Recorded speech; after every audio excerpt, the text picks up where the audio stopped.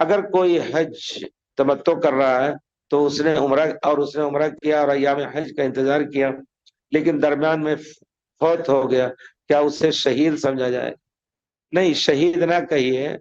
شہید کے کچھ، ایک تو معرکہ، دشمن سے جنگ میں شہید،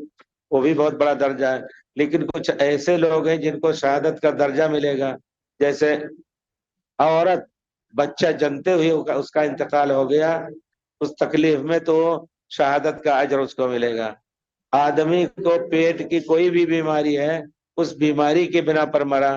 اب آج کل جو کینسر ہے، کینسر والا اگر مرا اور آگے پیچھے اس کے الحمدللہ زندگی پاک تھی تو شہادت کا درجہ اس کو ملے گا۔ تو اس طرح کر کے ان کو شہادت تو نہیں ملے گی، لیکن حج کا اجر ملے گا۔ پیارے رسول صلی اللہ رب العزت فرماتے ہیں خود، من یخرج من بیتہ مہاجرا الی اللہ، اپنے گھر سے ہجرت کر کے نکلا اللہ کی نیت سے، ثم یدرکہ الموت،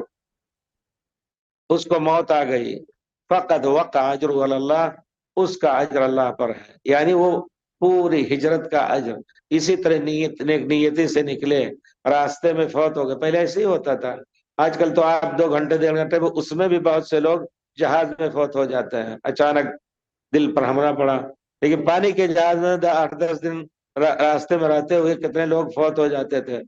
تو ان کا اجر انشاءاللہ حج کا لکھا جائے۔ شہید نہیں نہ کہیے، اگر وہ حج کے لیے بھی نکلے ہیں، ان کو کینسر وغیرہ کی بیماری بھی تھی، اسی بیماری بھی ملے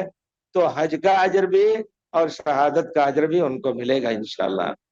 یہ اللہ کی رحمتوں ہے، اللہ کے فضل سے جو اللہ نے ہمیں